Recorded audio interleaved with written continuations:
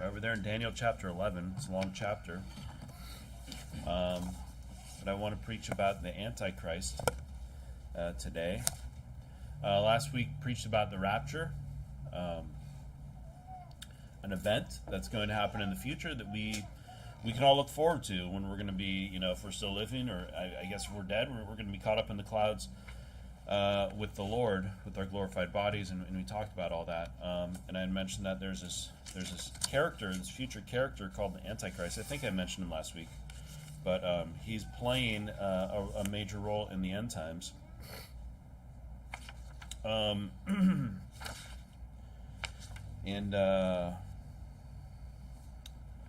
Let's see. I got a lot of Bible here, so I'm not going to read through all of that here.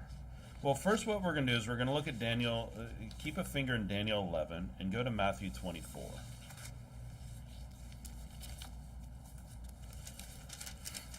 Now, I can't tell you that I know everything about what Daniel 11 is talking about, okay? I'm not going to say that. But what I can tell you is that this guy at the end is the Antichrist.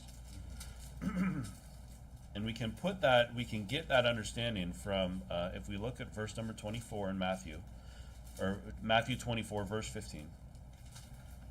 Now, Matthew 24 is talking about the end times. If you remember, and if you look, verse number 3, they're saying, "What shall be the sign of thy coming and the end of the world?" So we're talking about the end of the world. Later on in Matthew 24, 29 is basically the rapture, immediately after the tribulation of those days. This is talking about the end times. And Jesus says in verse number 15, "When ye therefore shall see the abomination of desolation spoken of by Daniel the prophet stand in the holy place, whosoever readeth, let him understand, then let them which be in Judea flee into the mountains." So we can see that this event, this abomination of desolations, okay, now it's a symbolic thing which we'll see is basically Jerusalem's going to be destroyed, it's going to be made desolate, and this abomination is like an idol that people are going to be worshiping, okay? It's symbolic of what's going to happen. And then if you look at Daniel 11:31, we see, "And arms shall stand on his part, and they shall pollute the sanctuary of strength, and shall take away the daily sacrifice, and they shall place the abomination that maketh desolate." So you can see here, this is the event that we're talking about. So this guy that comes on the scene in, verse number 21, it says, "And is in his estate," this is the guy that previously died, "shall stand up a vile person," this is the Antichrist, "to whom they shall not give the honor of the kingdom, but he shall come in peaceably and obtain the kingdom by flatteries." So we know that Donald Trump is not the Antichrist, because the only person he flatters is himself, let's be honest, okay? But that's one of the reasons I want to preach about this, is because we can look for these things, right?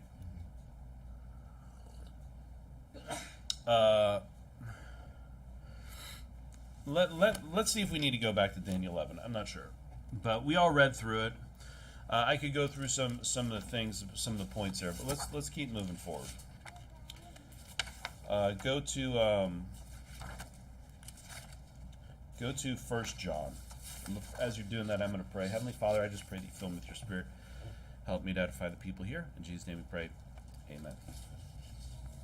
So one of the things I just want to talk about is basically like the who, what, where, when, why, and how of the Antichrist. Okay, who is the Antichrist? What's he going to do? How's he going to do it? When's he going to do it? Where is he going to do it? Things along those lines. Because remember, last week we talked a lot about how we're supposed to watch. We're supposed to watch for these things.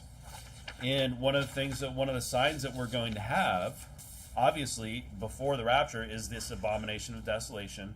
And we can start to look at things in the world. One of the reasons a lot of us were saying we're getting close to the end times with this whole COVID thing. And we see a lot of the things that we expect to happen at the end of the world coming in line with the COVID policies. And not necessarily the virus, but with like the government policies and control and restrictions that they had on people. Like if you look over at what they did in China, they have this app over there, and it would have a barcode, and basically that barcode would determine your whether you were infected. So basically, if you go to a mall and someone there, and they're tracking you all the time, and someone there had COVID, anyone who was there at that time, all of a sudden their barcode's red and they have to quarantine for 2 months, right? Or 2 weeks or a week or whatever it was. Now, the other thing that was interesting is if they didn't want you to go protest, they just turn your barcode red. They would do things. They can just flip it like that. You see, there's that control. Once you have that app and that system in place, then there's a system of control. And so, I mean, how easy would that be if they don't want us to come to church, that all of a sudden our app Sunday morning at 10 a.m. turns red, right? Among other things, and the vaccine is not the mark of the beast. We already talked about that. 1 John 2. So obviously I'm gonna say that there is an Antichrist, this future person, but there's actually many Antichrists. There's one Antichrist, but there are many Antichrists, and we'll see it right here, 1 John 2:18. For when they speak great swelling words of vanity, they allure through the lust of the flesh through. First, okay, my bad. 1 John 2:18. Little children, it is the last time, and as you've heard, that Antichrist shall come. Even now, there are many Antichrists, whereby we know that it is the last time. So it says the Antichrist will come, but we know that there are many Antichrists. 1 John 2:22 says, whosoever denieth the Son, the same, who is a liar but he that denieth that Jesus is the Christ? He is Antichrist that denieth the Father and the Son. 1 John 4:3. And every spirit that confesseth not that Jesus Christ is come in the flesh is not of God, and this is that spirit of Antichrist, whereof ye have heard that it should come, and even now already it is in the world. And 2 John 7 says, for many deceivers are entered into the world, who confess that not that Jesus Christ is come in the flesh. This is a deceiver and an Antichrist. So there are many Antichrists. There's a spirit of Antichrist.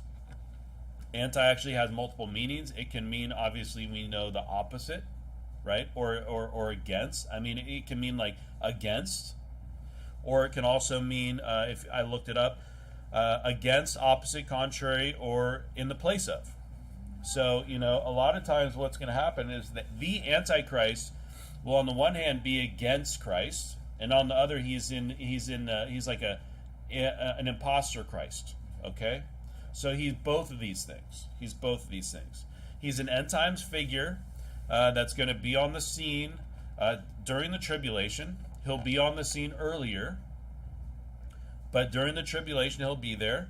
Like for the rapture, he's there for all that. Remember, the tribulation period is basically it's like his governmental policies that he's rolling out. He's also referred to as the beast in the Bible, in like the book of Revelation. I see him as essentially a politician, okay? He's a leader. He's a world leader. He could, for instance, be like a military leader, or a political leader, but he's basically leading. He's the leader of. He's the king. He's the king. He's the leader of everything. He has a prophet called the false prophet, because he's actually going to be somewhat of a spiritual leader, or he's going to be like he's going to make himself as God, and it's kind of similar to Christ and John the Baptist, where you have Christ and his prophet John the Baptist that went before him, and then you're going to have the Antichrist, and you're going to have the false prophet going out and preaching and telling people to worship the Antichrist.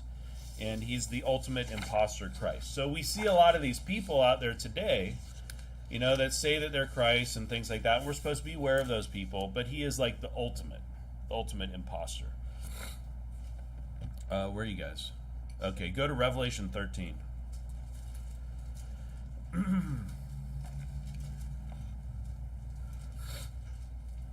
I was yesterday. I was obviously I'm not at 100%. I was trying to make this so that it would logically flow. So forgive me if it doesn't. Okay, but hopefully I'll give you at least a lot of bits and pieces that you can have about the Antichrist. Revelation 13:2, and the beast which I saw was like unto a leopard, and his feet were as the feet of a bear, and his mouth is a mouth. Now this isn't. Well, don't expect him to look like this.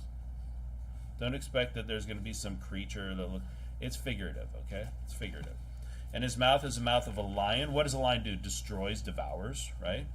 And the dragon, referring to Satan, gave him his power and his seat. His seat means like his position, okay? His position as king, as ruler. And great authority. So you see that the Antichrist is basically a tool of the devil to defeat God. And it's actually more like defeat. Because here's the thing, the devil knows that he's not going to win. Go to keep your finger in Revelation, go to Romans 1. You know, like I've said before, Satan loses in the movies too. You know, everybody knows, Hollywood knows that Satan loses. You get all these devil worshippers that work in Hollywood, okay?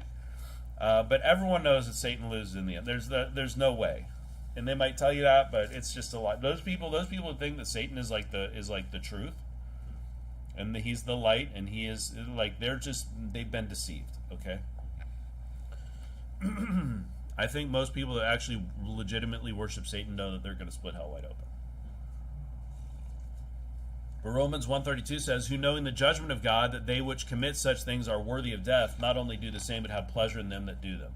See, their wicked people actually enjoy other people doing wickedly, because wicked people want to bring them with them. See, the pervert pedophile wants to defile other children to turn them into pervert pedophiles, to turn them into a monster just like they are. You know, the wicked people in the world, like Satan, is not trying to gain control of the whole. It's just for a time. He doesn't think that he's going to like eternally rule. He knows where he's going. It's all written here. I mean, Satan even quoted the Bible to Christ. Okay, he knows what's going on. The thing is that he just wants to bring as many people with him because he hates everything. So what this is like a last push to basically just bring as many people with him as possible. Because to be honest, like, it has to end someday, okay? Everything has to end someday. This world as we know it has to end. And the wicked know that they're going to be destroyed, and they want the same thing for other people. That's why you can't trust weirdos, and not just like a weird person, but let's say you can't trust reprobates, because they will deceive in order to defile. They don't care about people, okay? They don't care about people. So he wants to make people suffer, but it's also to rebel against God in one final showdown. I have Revelation 17 here.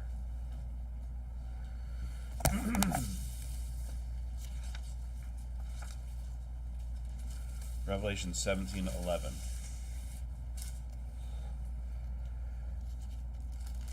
Now again, keep in mind that God gives us this stuff. He doesn't want us to be terrified that these things are going to come. He wants us to be prepared.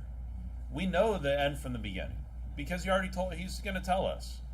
Spoiler alert, the Antichrist is going to hell. He's going to the lake of fire. He's going to burn forever. Okay? When the time comes, it's going to be, okay, lake of fire. That's it. Revelation 17:11. And the beast that was and is not, even he is the eighth and is of the seven that goeth into prediction. This is talking about end times leaders, kingdoms, rulers, okay? The Antichrist, the beast, is the last. And the 10 horns which thou sawest are 10 kings, okay? So this is hopefully it doesn't get too jumbled up here, but there's symbology here in terms of the horns on the beast, okay? In other verses, he had 10 horns, and those are supposed to represent 10 kings, which have received no kingdom as yet, but receive power as kings 1 hour with the beast.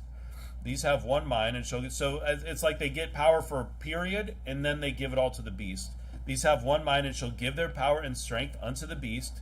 And I think about this like some UN, United Nations, or some group of world leaders that are going to get together. And I imagine they're sitting around some round table, you know, in some palace or some high tower or some bunker, who knows, somewhere. And they're all going to join together, and then they're going to let the beast lead. They're going to all give all their rule, and they're like leaders of nations or regions or something like that. Okay, you know, a lot of these end times conspiracies, there's some fact in them. I know that there's some about there's going to be all these different like divisions, and different countries are going to be responsible for doing different things in agriculture and education and all this stuff. I don't know about that because I haven't really seen that in the Bible, but something like that's going to happen. Okay, there's going to be something. Then shall make war with the Lamb, and the Lamb shall overcome them, for he is the Lord of lords and King of kings, and they that are with him are called and chosen and faithful. So you see here, he's actually setting out to make war with the Lamb. That's the whole reason for this, is to make war with Christ, to war against God. All of this is happening to fight against. It's a spiritual thing. It's just like all this stuff that happens in the world, and all of these weird policies that we talked about some last week, and all these weird things that are going on. It's spiritual. Like, there's people that claim that they're not spiritual, but they're literally purposefully fighting against God. It's like, where's the Nashville shooters manifesto? Because do you know the Nashville shooter down the transgender boy, girl? I don't know how to refer to them. That shot up the elementary school? Yeah. Like, there was a manifesto where I bet it's, I hate Christians, kill all the Christians. Yeah. What's that got to do with anything? What's that got to do with, like, why are you killing children to fight against Christ? Well, because it's warring against the Lamb. Right. Revelation 17:16. And the 10 horns which thou sawest upon the beast, these shall hate the whore, and shall make her desolate. And now the whore is Babylon. Okay? So Babylon, I don't think I go into that here, but you can look at, is it Revelation maybe 19? Is it 18? Yeah, it's 18. It's talking about Babylon is this very delicious country. It's basically all the merchants are making so much money selling all their wares here. And we have a video on our website, a documentary called Babylon USA. And all signs point to the U.S. today as being Babylon. Because if the U.S. failed, like, there'd be a lot of countries falling. It's not China, okay? It's not, like, I don't know who else it would be at this point. It's not, like, Russia. No one thinks about Russia that way. China's a huge, basically the next power as far as I see. But I don't think people are going to be lamenting over the fact, bewailing the fact that China's fallen. Let's be honest. But people would bewail the fact that, like, if the U.S. fell. Some people are rejoicing in the fact that it is falling today, but it hasn't fallen yet. But they hate Babylon, which means that this, as far as I see, all this end time stuff happens somewhere over in Europe or the Middle East, and there's like this focus on Israel and Jerusalem as well. Okay, that's where this stuff is happening. And shall make her desolate and naked, and shall eat her flesh and burn her with fire. Verse 17, for God hath put in their hearts to fulfill his will, and to agree and to give their kingdom unto the beast until the words of God shall be fulfilled. So ultimately, this is to bring about God's plan, right? Which is the end times. But the Antichrist is a tool of the devil to basically attack God, defeat God, rebel against people, and ultimately just destroy mankind. Go to Revelation 6. So the rise of the Antichrist, in the end, we know there's going to be lots of trouble, tribulation. It's going to be hard times. And when we talk about the tribulation, there's this period where it affects everybody, okay? Affects everybody. And then there's this time of great tribulation where it's all basically focused on the Christians. They're like, the Antichrist is like, hey, okay, enough of this joking around. Let's just get at let's just focus on who we're really after. Okay? And he's going to come with a message of peace. If you remember, I think it was Daniel 11, it said, peaceably. He'll come peaceably. He'll come in peace in some way. Things will think that, like, all this UN, world economic, all this stuff, it's all about peace and equality, right? And he's going to be given power by other leaders. He's going to be posing as a type of Christ. Great leader politically, spiritually. He's going to rise to power. He's going to be fatally wounded, which is what we'll see. He's miraculously brought back to life.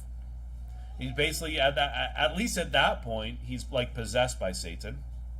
He's going to reign for like 42 months, and then the world is basically destroyed, as we know. Okay, that's like, it ends with like the Battle of Armageddon. Battle of Armageddon is at the end of this Daniel's 70th week. Okay.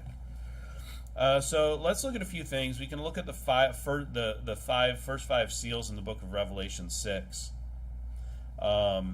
and some of it's cryptic, but we can put this stuff together. Revelation 6, 1 through 2. And I saw when the Lamb opened one of the seals, and I heard, as it were, the noise of thunder, one of the four beasts saying, Come and see. And I saw, and behold, a white horse, and he that sat on him had a bow, and a crown was given unto him. And he went forth conquering and conquering. You say, that's Jesus Christ. He's coming on a white horse, right? Well, no, that's not Jesus Christ. See, the Antichrist is coming in the place of. He's an imposter. It's like Satan always wants to do everything that God did. He's a copycat, right? It's just that he's not God. He's always just trying to copy things because he knows that when Christ does it, everybody will know that it's Christ. See, what happens here is it's a picture because he's not literally coming on a white horse. I like to think that Christ is literally coming on a white horse, but this is a picture here, okay? Revelation 19:11. I'll stay and actually go to Revelation 13. Revelation 19:11. And I saw heaven open, and behold, a white horse, and he that sat upon him was called Faithful and True, and in righteousness he doth judge and make war. That's Christ. He's going to come later, okay? The Antichrist is a deceiver. He's going to come first. Revelation 13:3. And I saw one of the heads as it were wounded to death, as his wound was and his deadly wound was healed, and all the world wondered after the beast. So this is basically, this first seal, as far as I understand, is the beginning of the Antichrist conquest. He's going to have a rise to power, okay? And one of the things that we're going to know, that we're going to see, is his a deadly wound is healed, okay? And I believe that it's actually like a physical wound to his head, okay? And I think that he's going to die, and then he's going to come back. Now, who else died and came back to life? Jesus Christ, okay? So they're going to, and I'll probably bring this up later, this old boomer that expected that God to just come down and show him a sign. Well, and I told him, well, you're it's gonna. I said it's gonna be too late, or I don't know what I said, but I'm thinking about this because what's going to happen is all these people, and I'll believe a sign. Oh, will you believe when a guy is wounded and he's dead and then he comes back to life? Yeah, I'd believe that. Okay, well then you'll follow the Antichrist. So what happens? And they worship the dragon, which gave power unto the beast, and they worship the beast, saying, Who is like unto the beast, and who is able to make war with him? And there was given unto him a mouth speaking great things and blasphemies. I think that's the false prophet. And power was given unto him to continue 42 months. And he opened his mouth in blasphemy against God, to blaspheme his name and his tabernacle and them that dwell in heaven. So you see what's happening here. It's basically, this guy's going to come to power. World leaders are going to give him power. He's going to be all about peace, and humanity. And now what is peace these days? Peace is not what we think of as peace. So I don't think necessarily that we're going to be living in peace, but I think that the world is going to be in agreement. And we know that the world's peace is not real peace. Because if you go the US is always spying on all of their allies. Is that really peace? Is it really peace when you got to spy on your friends? When I'm I trust you, and then I'm looking through your window with binoculars? Is that really, it's not real peace, but it's a piece of the world. So that's kind of the first seal. The second seal is a global war, some type of World War III. Revelation 6:3. And when he had opened the second seal, I heard the second beast say, Come and see. And now that beast is up in heaven, okay? That's not the Antichrist. And there went out another horse that was red, and power was given to him that sat thereon to take peace from the earth. Remember, there was peace, and the objective is to take peace. And that they should kill one another, and there was given unto him a great sword. So this second, I kind of see these as time periods, perhaps, the horses. So you got the white horse, it's coming in peace and things like this. And then the second one is just all-out war. Revelation 13, you can go there. Keep your finger in Revelation 6 as well. Revelation 13:7. And it was given unto him to make war with the saints and to overcome them, and power was given him over all kindreds and tongues and nations, and all that dwell upon the earth shall worship him, whose names are not written in the book of life of the Lamb slain from the foundation of the world. So you see here that this is talking about the Great Tribulation. Maybe I shouldn't have put it in here, but he's basically going to make war. Okay, let's go to the third seal in Revelation 6:5. And when he had opened the third seal, I heard the third beast say, "Come and see." And I beheld, and lo, a black horse, and he that sat on him had a pair of balances in his hand. And now that's how they would like measure out things, right? In olden days, money and things like that, and grains, as we'll see. And I heard a voice in the midst of the four beasts say, "A measure of wheat for a penny, and 3 measures of barley for a penny, and see thou hurt not the oil and the wine." You say, hey, that's a pretty good deal. But a penny used to be like a day's wage. So you're talking like whatever you make in a day. If you're making $15 an hour, that's like $120, right? For a measure of wheat, that's a high price. That's a lot. There's mass inflation. There's money troubles. Now, one way that comes about is it's a global thing. And what's happened is when the Antichrist comes into power, there's basically one government and there's one currency. Because otherwise you just put your money in Bitcoin or you put your money in whatever, some other currency. See, there's going to be this one world currency, which we'll see later, and that's how they're going to control whether if you don't take the mark of the beast, if you can work, if you can get paid. So you see this mass inflation and money troubles. Revelation 6:7, and when he had opened the fourth seal, I heard the voice of the fourth beast saying, "Come and see." And I looked, and behold, a pale horse, and his name that sat on him was Death, and hell followed with him. And power was given unto them over the fourth part of the earth to kill with sword, and with hunger, and with death, and with the beasts of the earth. So that's a fourth part of the earth. I don't know how many billions of people are there, like 9 billion people. That's like billions of people. I mean, people are just like devastated how many people are dying in Ukraine. What the impact is, it's on the scale of hundreds of thousands. This is billions of people. This is 1 out of every 4 people in here potentially dying. I think we'll be protected, at least through this point, because I'll tell you what, there's not a quarter of the earth is not believers. This is not just killing the saved. So this is basically just like death and destruction going on. World War III, huge times of trouble. The fifth seal in Revelation 6. Matthew, now this would be the Great Tribulation. That verse in Revelation 13, I think, would apply to this in Revelation 6:9. And when he had opened the fifth seal, I saw under the altar the souls of them that were slain for the word of God and for the testimony which they held, and they cried with a loud voice, saying, now these people are in heaven, so they're martyrs. How long, O Lord, holy and true, dost thou not judge and avenge our blood on them that dwell on the earth? And white robes were given unto them, every one of them, and it was said unto them that they should rest yet for a little season until their fellow servants also and their brethren that should be killed as they were should be fulfilled. So you've got this time of great tribulation. This is shortly before the rapture.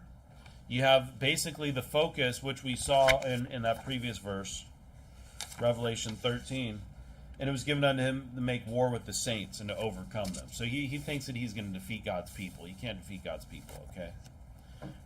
Matthew 24:8, go to Revelation 7. 24:8 says, all these are the beginning of sorrows. Then shall they deliver you up to be afflicted, and shall kill you, and you shall be hated of all nations for my name's sake. And I'll tell you what, don't we feel like we're hated of all nations? I would say don't believe the media. Because the media wants you to think that everybody hates Christians, and that's not really the truth. Because there's a lot of people that actually like Christians, and even these people that say you're doing great things, even this guy that says that he needs a sign, this boomer that's like basically just blasphemous, says you're doing great work, good job. Didn't he something like that? Good job. There are a lot of people who think that Christianity actually has some good things. And if they actually thought about the fact what we teach, and it's like, yeah, okay, we don't believe that we are totally against abortion. It's murder at any point. Okay? Oh, what about the rapist? Well, why don't you take care of your daughter? Why don't you protect your daughter? Why don't you make sure that they're not in that position? What about incest? Well, if you're raised in church, I don't think you're going to grow up to be a reprobate. There's a chance, but it's going to be pretty slim that's never going to happen if the people actually have religion And they actually have brothers and sisters and people that care about them, and a good family that takes care of them. And you look down to this big old so-called Christian family that he had a TV show, the Duggars or whatever. Is it the Duggars? Wasn't something Doug? Huh? Something Doug, and the guy's a pedophile. He's like raping his sister. Yeah, who thinks they're saved? No, they're weird. That's weird. Like, what kind of Christian is going to use their family to turn their family into merchandise by getting a TV show?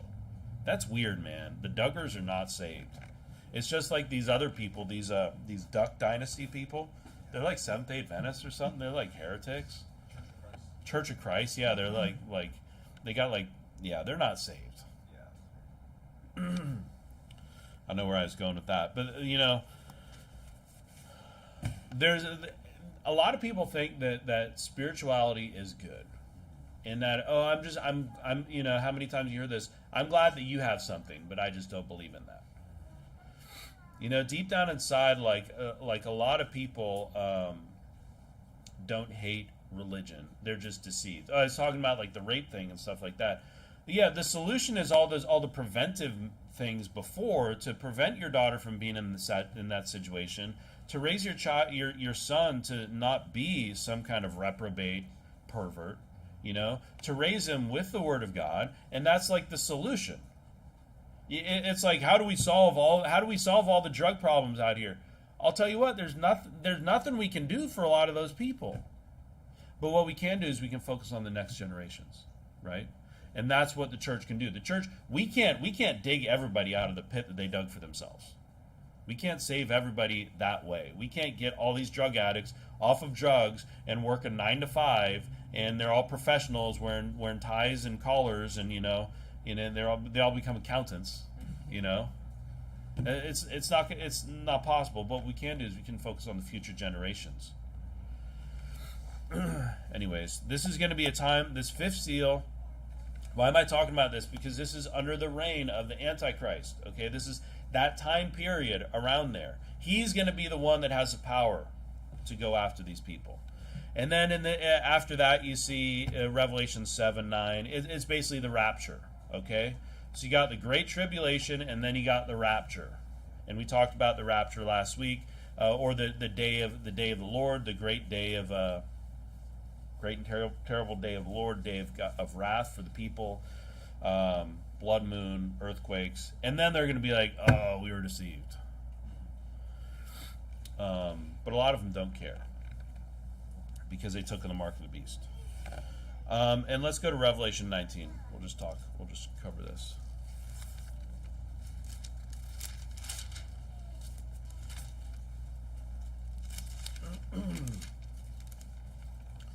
Revelation 19:20, just to show you.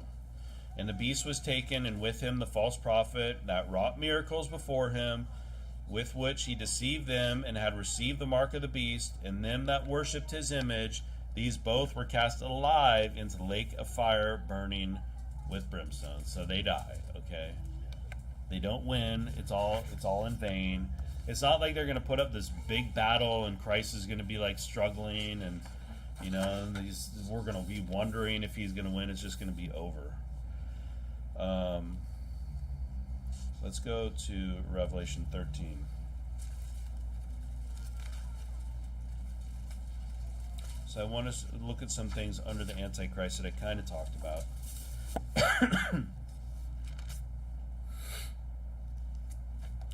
Revelation 13:16. And he causeth all, both small and great, rich and poor, free and bond, to receive the mark in their right hand or in their foreheads, and that no man might buy or sell save he that had the mark, or the name of the beast, or the name of the beast, or in the number of his name. Here's wisdom, let him hath understanding count the number of the beast, for it is the number of man, and his number is 666. So what's going to happen? He's going to cause every person. It's a requirement that you take the vaccine. No, it's a requirement. It's similar. Now it is similar to the vaccine requirement, in that they're going to require everybody to do that, and if you don't do it, then you can't work.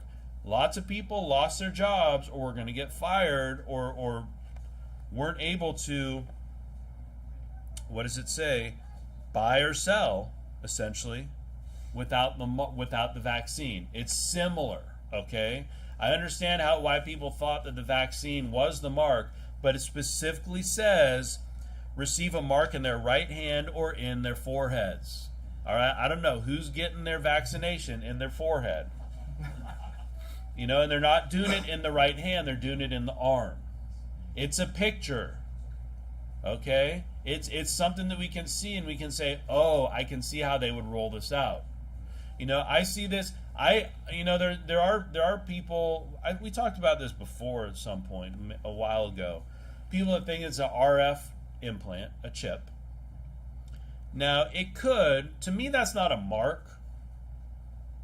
To me, a mark. Like people always bring up the UPC, Universal Product Code, the barcode, because for some reason there's a 6 on this end, and there's a 6 on that end, and there's a 6 in the middle.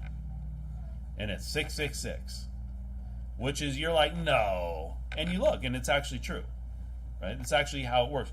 They use that to delineate, and so that they can have the format of the barcode. I mean, I think it could be any number of things. I think it's going to be a physical thing, a physical mark that you can see visibly, and there's going to be other things that we can. They have I talked about this in terms of security before. They've got like different levels of like not necessarily security, but they'll have like a visual one, right? So they put a barcode on your forehead, let's say. And then some people will manipulate that. They'll get like a fake one. So then there's going to be some secondary type things that they can go deeper, like with biometrics. You know what they do with your passport is they'll say, okay, passport looks legitimate, looks good. Now let's scan the RF chip inside the passport, and we'll pull up your biometrics, and then you can scan your fingerprint. Oh, there's no biometrics, there's no information in the chip. Well, it might be counterfeit. I don't know. And there's different levels that they could go into. There's also different types of inks that they can use, where you need specialized. I worked with a company that developed specialized inks, okay? And they would be able to, like, if you had a stack of cash, like everybody in here does, stacks of hundreds, right? Everybody's got that at home. And there's a fire, and it all burns up. They could basically take the ashes, send it off to this company, and they would analyze it, and depending on the percentage or the amount of this material, this tracer that was in there, they could determine how much money was in that stack. Because there's different tracers and different things that are in inks that they can actually authenticate. So when you look at like the ink on a piece of currency, it's not just matching the color. They can actually do forensic analysis on that thing to determine that that is the ink that we manufactured. There's certain characteristics in there. So on the one level, that looks legit. But then if you look at it under this special machine, you can tell that it's counterfeit. So I think there's going to be different levels to this. I imagine that first off, there's going to be a mark. It's like, where's your mark? Show me your hand, and you're not going to have a mark. And then they know that you don't have the mark of the beast. Okay, and then and then beyond that, there's going to be different levels. Things there's going to be, who knows, retinal scan. I'd say that's kind of in your forehead. Retinal scan, fingerprint. I would say any of these. To me, it's going to be. I would expect a combination of things, but I do expect a physical mark. That's me personally. Other people would say, no, it's just going to be a chip. And chips are available now. I saw this thing, this lady had some chip, and she's like, and it was painless. And now she can buy things at the grocery store with her chip.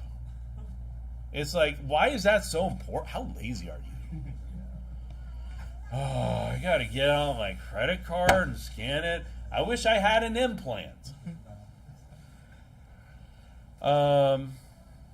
Go to Revelation 14. So the only way for this really to be on a worldwide scale, which I believe this is for there to be one worldwide currency system that they can manage. Everything is going to be bought and sold using this system, right? Now, again, if you look at China, they can control things like that. That app that had your, is it WeChat? Is that what it is? I think it's WeChat. which has a different name, I guess, in Chinese maybe. It has like everything. That app, you do everything on that app.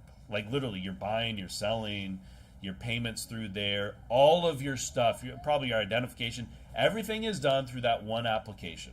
Okay, and if you don't have that application, and you're living in some big city, you couldn't have access to anything.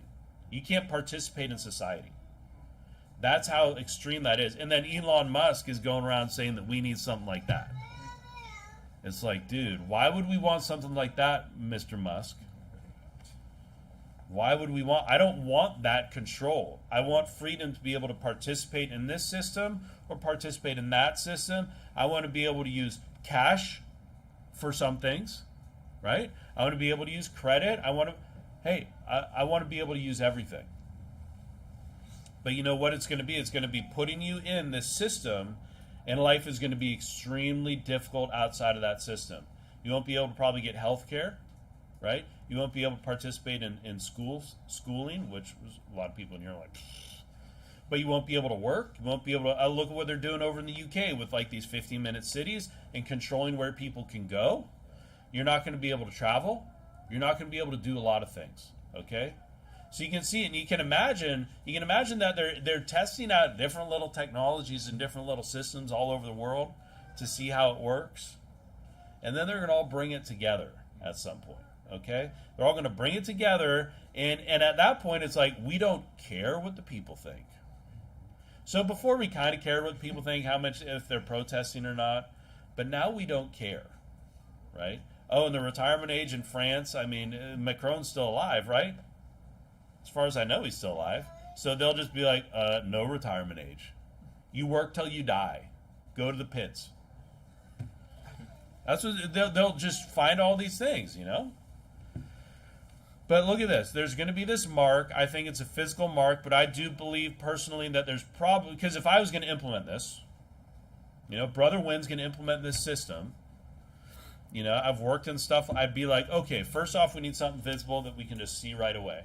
And then we need some deeper layers that we can dig down. I would say, yeah, have an implant. Sure. Have biometrics. People be burning their fingertips off and stuff like that. Retinal scans. They got the blood vein scanners that they used to come out with, where it would actually scan like inside your structure of your veins. They've got all kinds. I'd be like, let's just do it all. Why not? And then I've developed mobile. I've built mobile units that have fingerprint readers and passport scanners and all this stuff. I built those things. Okay. Well, I assembled them as like an integration thing. Then you send that off to wherever, and they're like, "Can you we need to verify who you are." And then they set this thing up. It communicates satellite, and then they're like, "You're not. Yeah, you're being put to death now." I think it might be pizza people or a Chinese scammer. Revelation 14:9. And the third angel followed them, saying with a loud voice, "If any man worship the beast in his image and receive his mark in his forehead or in his hand, then the same." So all these people shall drink of the wine of the wrath of God, which is poured out without mixture into the cup of the indignation, and he shall be tormented with fire and brimstone in the presence of the holy angels, in the presence of the Lamb. Whoever gets the mark of the beast goes to hell and burns. So, as a saved believer, if you go out and you get the mark of the beast, you're going to lose your salvation, and you're going to burn in hell. That's not possible. We're saved. We've been saved. We are saved. We will be saved. Now, what does that mean? It means that however it's going to happen, we're not going to be able to get the mark. You know, it's not going to be possible. And I heard Pastor Anderson talking about how they do these brain scans and stuff like that to determine whether you really do worship the beast. And hey, that's possible. Like it's like some dystopian movie or something like that, but I don't know. You never know. Because I'll tell you what, if it's like say that you hate Jesus Christ. Maybe that's what it is. You know how many people that believe on Lord Jesus Christ would say, "Yeah, I hate him." Peter denied him 3 times. Right? So what? Then they're going to be like, "Okay, yeah, you're good." No, you're going to have to worship the beast, and they'll know whether or not. And so don't worry about whether you're going to get the mark of the beast. Okay? I would imagine if you can do it, it's not the mark of the beast. Or you're just unsaved. You've been lying to yourself all the time. But yeah, you're going to need that mark in order to basically participate in society. It actually says to buy or sell. So potentially there's going to be some kind of bartering system in place. And I think that the best thing to barter with is going to be ammunition. So just, if you could, end times, you never know. And save up. I've said this before. You get your 7.62 by 39. You get your 5.56. The most common. You get some 9mm. You get all the ammunition, and you never know. It might be worth a lot of money in the future. But actually, people at that point are probably just going to be bartering for food and things like that, right? Let's go to Daniel 11, back there.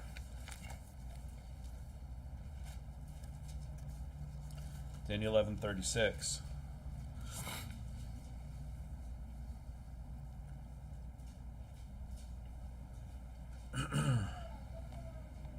And the king shall do according to his will, and he shall exalt himself and magnify himself above every god. This is the Antichrist. Okay?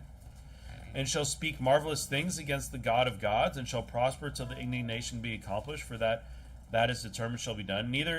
So it's saying here that basically there's going to be like a one world religion. And I don't have the other verses in here. I apologize. But it says that maybe I'll get there. He's going to be basically in the temple of God, declaring himself to be God. Okay? Is that here by any chance? No. Neither shall he regard the God of his fathers, nor the desire of women, nor regard any God, for he shall magnify himself above all. And that desire of women, he shall not have a desire of women. Now you could say that he doesn't care about women. Maybe he's one of these transgender women, these dudes that becomes a man, and then they win a marathon, and then they're like, girl power. Have you heard about this? I'll tell you what, those people, they hate women. Yeah. Because a man that actually really loves and appreciates women will let women run their little race, and he'll go out and he'll run with the men. Yeah. And he's not going to, at the end, be like, girl power, when he's a man. Okay? Those people hate women, and this whole trans agenda thing is like, it's such an attack on women. And women should, and you see what is her name, Riley Gaines or something, some swimmer, and she's getting a bunch of attention because she's standing up against this. But hey, they should, because women should hate this whole movement. Where like all of a sudden, was it pizza? Yeah. my DHL package ready? That's usually what the phone calls are. And they hate. It's all an attack on women. It's an attack on femininity, and we should hate that. But I think that he basically doesn't desire women. Now, maybe he's a homosexual. That'd be a shocker, wouldn't it? To have someone like that in leadership. Yeah, exactly. I think that either one, he just is like a celibate person, which actually would be like Christ, wouldn't it? Because Christ never got married, never had a relationship. So maybe the Antichrist is like that as well. But it doesn't say that he doesn't desire other things, okay? A lot of people say that he's a homosexual, and perhaps he is. That wouldn't be shocking at all.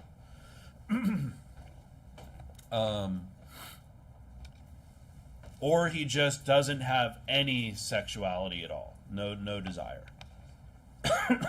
But he's going to magnify himself above all. And it's his state, he shall honor the God of forces.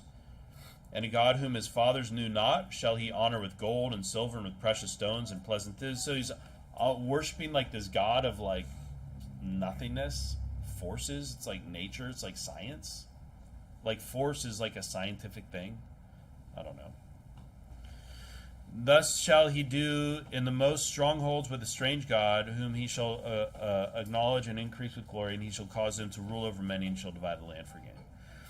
So there's going to be, it's basically a one world religion this time, where people are forced to worship the beast and accept him. The false prophet is going to go out, and then there's going to be us, and the people that don't worship are going to be attacked and persecuted.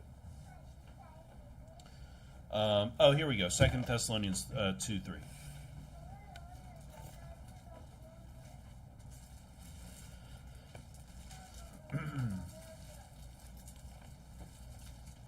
Let no man deceive you, 2 Thessalonians 2:3.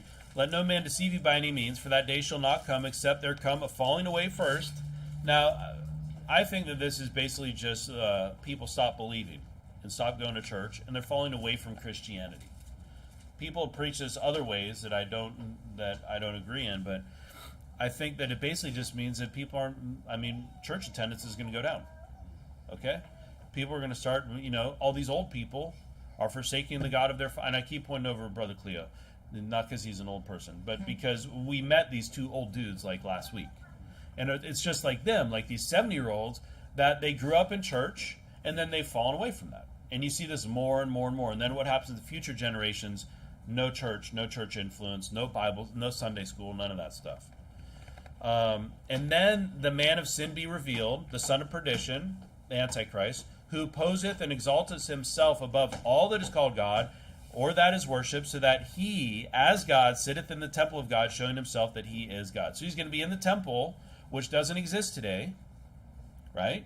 Doesn't exist. And remember, he's going to stop the sacrifices. We saw that earlier. It doesn't exist, which means the temple needs to exist.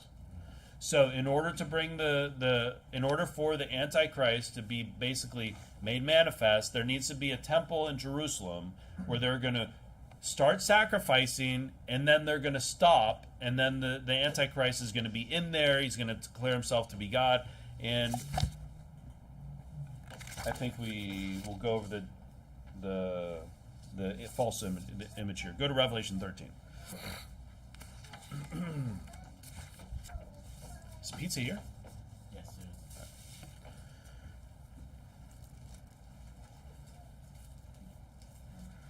And this false prophet is going to set up this abomination of desolation, which you already heard about. Revelation 13:11. And I beheld another beast coming up out of the earth, and he had two horns like a lamb, and he spake as a dragon.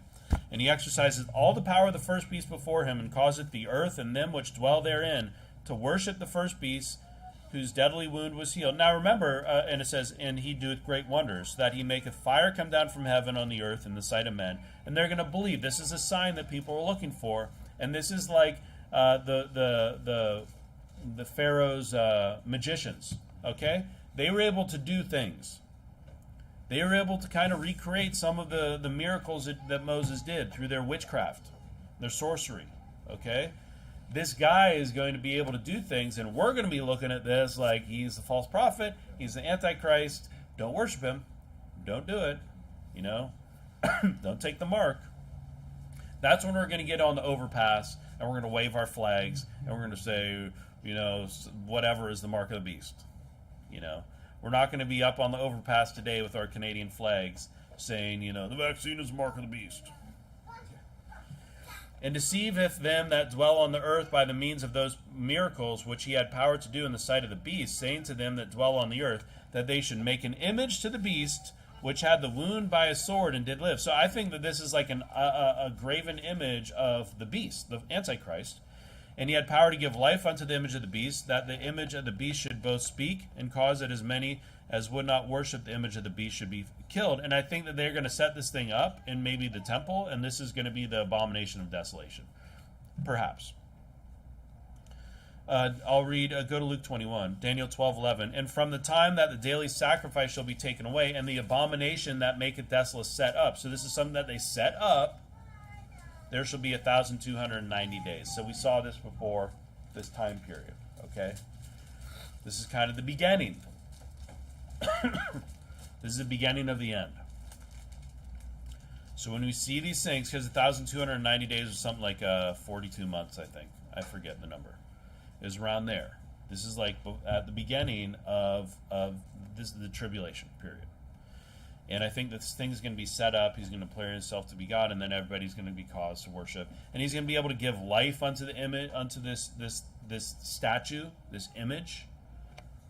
And I think that it's going to be, I mean, you could say it's going to be some technology thing.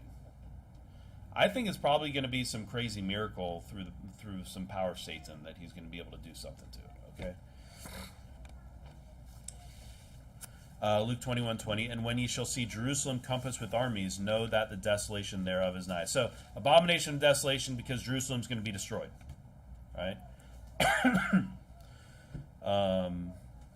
And then Matthew 24 goes on about when ye see therefore shall see the abomination of desolation spoken of by Daniel the prophet, stand in the holy place, and then it goes on about all these things all these terrible things that are going to happen there. So I'll wrap it up. Go to 2 Thessalonians 2.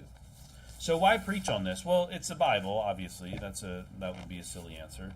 But so that we know what's going to happen. We know when we see the signs of these times, and when we see things are going on, that we have some resistance. But we also cannot be the fool that says the vaccine's a mark of the beast. It's turned people into lizard people. You know? Like these things that happen and all this. We can be like, no, it's like the mark of the beast. I can see that. I appreciate that. But no, it's not the mark of the beast. Okay? So we can be wise and we can know that, hey, maybe we don't participate in that.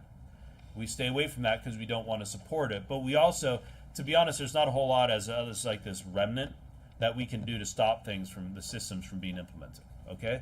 But we can resist and we can preach and we can make people aware and we can stay out of things that we don't like. But we also can know that, hey, maybe this time is coming close. Because the times will come, the Antichrist will come, and like I said, a lot of people are actually waiting to believe on him. And it's not just like these boomers that are like, I want to see a sign. The Muslims are waiting for this man to bring peace. The Jews are waiting for this man to bring peace. And there's going to be a lot of these false religions, you know, and the people who require a sign that are waiting for this person to come. They're going to be like the Messiah.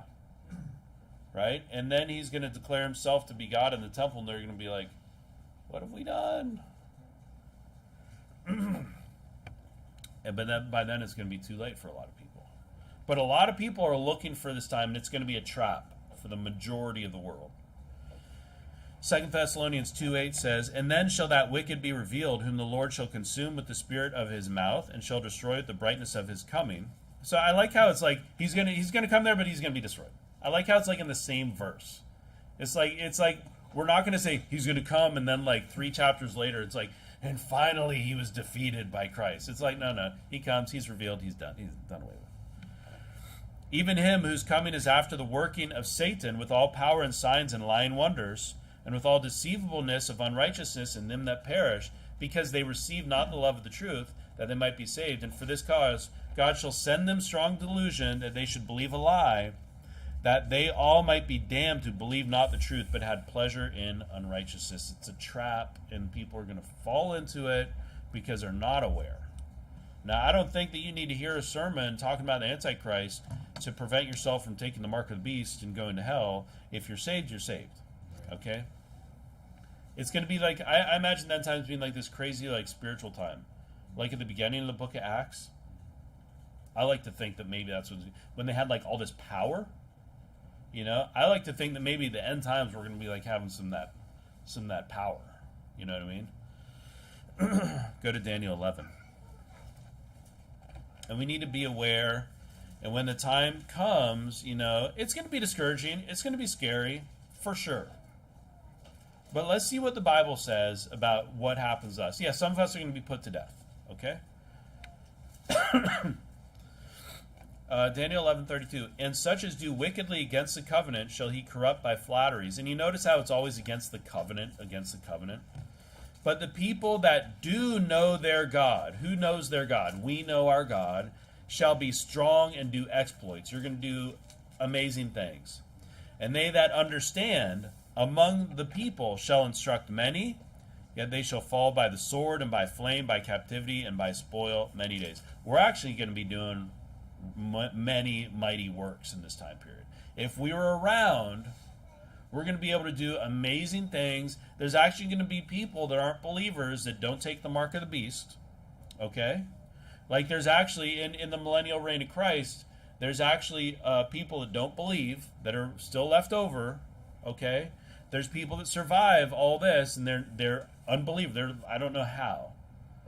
You know? But they're just like, they're not taking the mark of the beast because they think that it's the mark of the beast. Yeah. And they're like, it is the mark of the beast. I'm not taking the mark of the beast. I heard about this on Alex Jones or on all these other videos, and they're not going to participate, and they're going to suffer, and then we're actually going to be able to fight, lead people and do mighty things, and it's going to be amazing. So it's an exciting time, and we shouldn't be afraid of those things, but we should understand that when we see the world going crazy, it's just like it said in that one verse. I forget where it was. It says it was basically so that God's will could be done.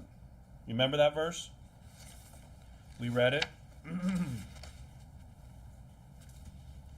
got too much in here.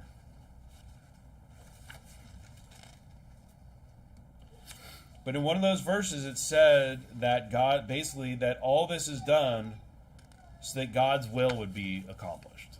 And that's what all of it is. Like, Satan's never going to win. He's never on the winning side. He's never winning. He's a loser. Okay? Big time loser. He loses in the end. We're winners. But we just need to be prepared for this. With that, let's pray. Heavenly Father, thanks so much for this time we had. Just pray for those that weren't able to make it. Just pray that when the end times come, that we would be excited and encouraged and not overly dismayed or discouraged. And that you would strengthen us through those times and help us